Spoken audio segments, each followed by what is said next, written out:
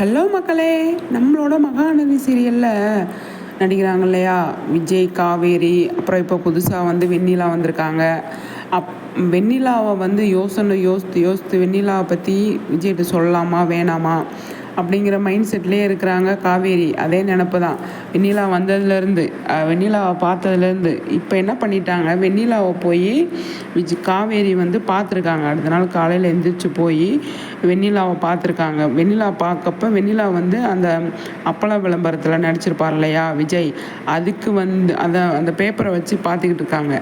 பார்த்துக்கிட்டு இருக்கோமே காவேரி போயிட்டு, இவங்க யார் உங்களுக்கு தெரியுமா அப்படின்னு வந்து கேட்குறாங்க காவேரி. அப்போ வந்து வெண்ணிலா சொல்கிறாங்க, எனக்கு தெரியும் இவங்க யார் அப்படின்னா, இவங்க பேர் என்ன அப்படின்னா விஜய், என்னோட விஜய் அப்படிங்கிறாங்க. அப்போ காவேரிக்கு தூக்கி வாரி போட்டுருது. அப்படியே வந்து இவங்கக்கிட்ட வராங்க, வெண்ணிலா கிட்ட, இது சாரி கங்காட்ட அழுதுகிட்டே வர்றாங்க. என்னாச்சு, இந்த மாதிரி வரமாட்டாளே, என்ன பிரச்சனைன்னு தெரியலையே அப்படின்னு சொல்லிட்டு, சொல்லு காவேரி என்ன பிரச்சனை அப்படின்னு சொல்லி கங்கா கேட்குறாங்க. நிஜமாகவே அந்த இடத்துல மெச்சூர்டாக வந்து இருக்காங்க.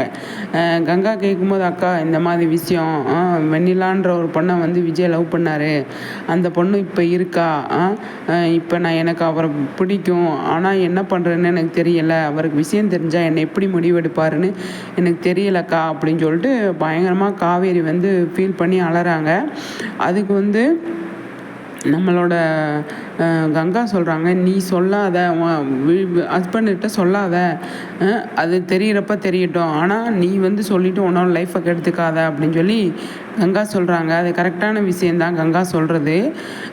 காவேரி ஃப்ரீயாக விடுறது தான் நல்லது அப்படின்னு எனக்கு தோணுது.